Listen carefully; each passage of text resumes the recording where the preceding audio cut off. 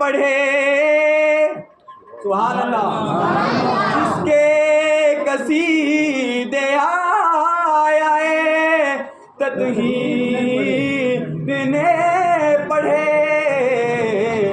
ایسا بنایا رب نے گھرانہ حسین کا ایسا بنایا رب نے گھرانہ حسین کا مل کر پڑھنے احسان مانتا ہے زمانہ حسین کا حورو ملک نے گایا ترانہ حسین کا اور سنی ہوں اس لیے ہوں شبیر پر فدا سنی ہوں اس لیے ہوں شبیر پر فدا پایا ہے عشق میں نے یہ گانا حسین کا پایا ہے عشق میں نے یہ گانا حسین کا حورو ملک نے گایا ترانہ حسین کا حورو ملک نے گایا ترانہ حسین کا اور یہ شعر بطور خاص اب بھی سخی کے ہاتھ کی دھومیں ہیں چار سو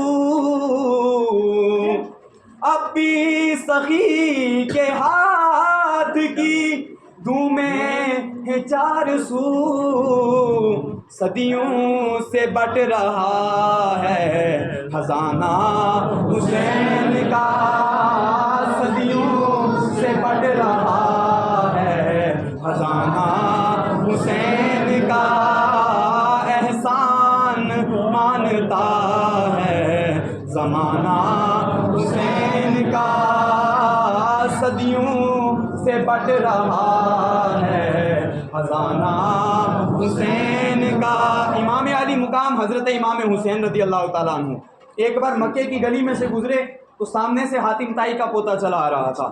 یہ حاتم طائی اپنے وقت کا بہت بڑا سخی گزرا ہے. جن لوگوں نے نام سنا ہے حاتم طائی کی صحابت کے قصے مشہور ہیں. حاتم طائی اپنے وقت کا بہت بڑا سخی تھا. امام علی مقام حضرت امام حسین رضی اللہ تعالیٰ عنہ مکے کی گلی میں سے جب گزرنے لگے, جب امام علی مقام مکے کے ایک موڑ میں سے گلی کے ایک موڑ میں سے مڑے, سامنے سے حاتم طائی کا پوتا. توجہ ہے جی, بڑی پتے کی بات بتا رہا ہوں. میں نے شعر پڑھا صدیوں سے بٹ رہا ہے خزانہ حسین کا. حسین کا خزانہ کیا ہے یہ بھی سن لیں. امام علی مقام گلی میں سے یوں مڑے, سامنے سے حاتم طائی کا پوتا چلا آ رہا ہے. حاتم طائی کے پوتے کا اپنا ناز و انداز تھا کیونکہ سخی دادا کا پوتا تھا, اور میرے امام علی مقام حضرت امام حسین کا اپنا انداز تھا کیونکہ یہ نبیوں کے امام حضور محمد رسول اللہ صلی اللہ تعالیٰ علیہ وسلم کے نواسے ہیں. سبحان اللہ. جب امام علی مقام مکے کی گلی میں سے مڑے اور حاتم طائی کے پوتے نے دیکھا کہ جس ناز و انداز سے میں چلتا ہوں اس سے بھی اعلیٰ ناز و انداز سے کوئی مکے کی گلیوں میں سے چلا آ رہا ہے. سبحان اللہ. حاتم طائی کے پوتے کے دل میں تڑپ ہوئی, پتہ تو کرو کہ یہ کون ہے جو مجھ سے بھی اعلیٰ ناز و انداز میں چل رہا ہے. اتنا خوبصورت ہے کون. حاتم طائی کے پوتے نے اپنے غلاموں کو بھیجا, کہا بلا کر لاؤ. امام علی مقام امام حسین رضی اللہ تعالیٰ عنہ کو بلایا گیا. جب امام علی مقام امام حسین آئے, حاتم طائی کے پوتے نے پوچھا کہ آپ کون ہیں؟ امام علی مقام امام حسین نے کہا میں نبیوں کے تاجدار حضور محمد رسول اللہ صلی اللہ تعالی علیہ وسلم کا نواسا ہوں. حاتم طائی کے پوتے نے پوچھا مجھے پہچانتے ہیں؟ زور سے آواز آئے سبحان اللہ. حاتم طائی کا پوتا پوچھ رہا ہے مجھے پہچانتے ہیں؟ امام حسین نے کہا مجھے تجھ سے کیا کام, میں تجھے پہچان کر کیا کروں گا. آپ مجھے نہیں جانتے, میں حاتم طائی کا پوتا ہوں. یہ اپنے ناز و انداز میں کہہ رہا آپ مجھے نہیں جانتے, میں حاتم طائی کا پوتا ہوں. امام حسین نے کہا کیا ہے حاتم طائی؟ حاتم طائی کا پوتا کہنے لگا میں اس دادا کا پوتا ہوں کہ جس کی صحابت کے قصے پورے عرب و عجم میں مشہور ہیں. امام حسین نے کہا اگر ایسی ہی بات ہے تو پھر بتا تیرے دادا کی صحابت کیا ہے. میں نے کہا صدیوں سے بٹ رہا ہے خزانہ حسین کا. امام حسین کہہ رہے بتا پھر تیرے دادا کی صحاوت کیا ہے. اب سنیں حاتم طائی کا پوتا اپنے دادا کی صحاوت بیان کر رہا ہے. حاتم طائی کا پوتا کہنے لگا میرے دادا کی ایک بڑی حویلی ہے جس کے 10 دروازے ہیں. سوالی ایک دروازے سے آتا ہے اس کو خیرات عطا کر دی جاتی ہے. وہی سوالی لوٹ کر دوسرے دروازے سے آتا ہے اس کو خیرات عطا کر دی جاتی ہے. حتیٰ کہ وہی سوالی لوٹ کر تیسرے دروازے سے آئے خیرات عطا کر دی جاتی ہے. یہاں تک کہ اگر وہی سوالی لوٹ کر 10 دروازوں سے آتا ہے اس کو خیرات عطا کر دی جاتی ہے, دھتکارا نہیں جاتا.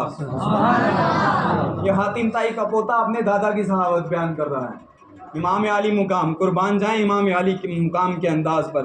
کہا بس, زور سے آواز آئے سبحان اللہ. امام حسین کے دیوانے بیٹھے مچل کر گئے یا رسول اللہ. امام علی مقام نے کہا بس یہی تیرے دادا کی صحاوت ہے. حاتم طائی کے پوتے کی آنکھیں کھل گئی. انہوں نے کہا 10 دروازے, ایک ہی سوالی بار بار 10 دروازوں سے لوٹ کر آئے اس کو خیرات عطا کر دی جائے, کیا اس سے بھی بڑی صحاوت ہو سکتی ہے زمانے کے اندر؟ امام علی مقام نے کہا ہاں ہاں اس سے بھی بڑا صحیح زمانے کے اندر موجود ہے. امام علی مقام نے جب یہ بات کہی تو حاتم طائی کی پوتے کی آنکھیں کھلی رہ گئی. کہنے لگا پھر بتائیں نا آپ کہ وہ سخی زمانے میں کہاں پر ہے. امام علی مقام امام حسین نے کہا سن تو نے اپنے دادا کی صحاوت بیان کی ہے. تیرے دادا کی ایک بڑی حویلی ہے جس کے 10 دروازے ہیں. سوالی 10 دروازوں سے آتا ہے خیرات عطا کر دی جاتی ہے. سن تیرے دادا کی حویلی کے اگر 100 دروازے ہوتے ہر دروازے سے خیرات دے دی جاتی تب بھی سوالی لوٹ لوٹ کر ہر دروازے سے آتا کیونکہ اس کے دامن میں ہر بار گنجائش باقی رہتی ہے. ایک دروازے سے جولی نہیں بھرتی تبھی تو بندہ دوسرے دروازے پر جاتا ہے. امام حسین کہہ رہے ہیں تیرے دادا کی حویلی کے 100 دروازے ہوتے تب بھی سوالی لوٹ لوٹ کر آتا. اب سن میرے نانا کی صحاوت, سبحان اللہ. سن میرے نانا کی صحاوت. میرے نانا کی کوئی بڑی حویلی نہیں, ایک چھوٹی جھونپڑی ہے, کوئی 10 دروازے نہیں, بس ایک چھوٹا سا دروازہ ہے. لیکن جو سوالی ایک بار میرے نانا کی بارگاہ میں آ گیا, جس نے ایک بار سوال پیش کر دیا, اس کو اتنی خیرات عطا کر دی گئی کہ پھر قیامت تک اس کی نسلوں کو بھی ہاتھ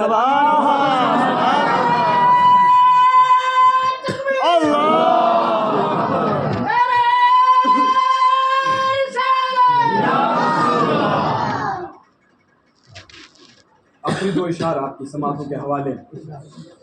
چیخا ہے جس کی ضرب سے ہر دور کا یزید. آج بھی امام حسین کا نام لو تو پیٹ میں درد ہونا شروع ہو جاتا ہے. شاعر لکھتا ہے چیخا ہے جس کے ضرب سے ہر دور کا یزید, ایسا بنایا رب نے نشانہ حسین کا, ایسا بنایا رب نے نشانہ حسین کا. احسان مانتا ہے, مل کر پڑھ لیں, احسان مانتا ہے زمانہ حسین کا. ملک نے گایا ترانہ حسین کا. افضل ہے کل جہان سے گرانہ حسین کا.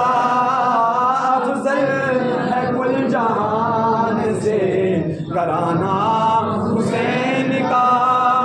افضل ہے کل جہان سے گرانہ حسین کا. کیونکہ نبیوں کا تاجدار ہے نانا حسین کا. نبیوں کا تاجدار ہے نانا حسین کا.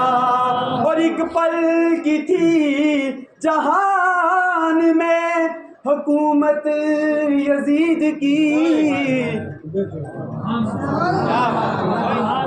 یزید تو اس وقت, امام حسین تو شہید ہو گئے تھے نا, سر تو نیزے پہ چڑھ گیا تھا, لیکن آج بھی نام کس کا چل رہا ہے؟ شاعر نے تبھی تو لکھا نا ایک پل کی تھی جہان میں حکومت یزید کی. اب صدیاں حسین کی ہیں زمانہ حسین کا. صدیاں حسین کی हैं, ज़माना हुसैन का एहसान मानता है, ज़माना हुसैन का। हुरो मलक ने गाया तराना हुसैन का। और मक्ते का शेर, वासिफ बकाए दीन है करबल की सरजमीं। मैंने पहले कहा था हमारे सरों पे जो टोपियां हैं इमाम हुसैन की करबला में अदा की गई कुर्बानी का सदका है। वासिफ बकाए दीन है करबल की सरजमीं, ये फैज़ बट रहा है रोज़ाना हुसैन का, ये फैज़ बट रहा है रोज़ाना हुसैन का। अफजल है कुल जहान से घराना हुसैन का, नबियों का ताजदार है नाना हुसैन का। एक पल की थी जहान में हुकूमत यजीद की, अब सदियाँ हुसैन की हैं, ज़माना हुसैन का। जज़ाकल्लाह खैर।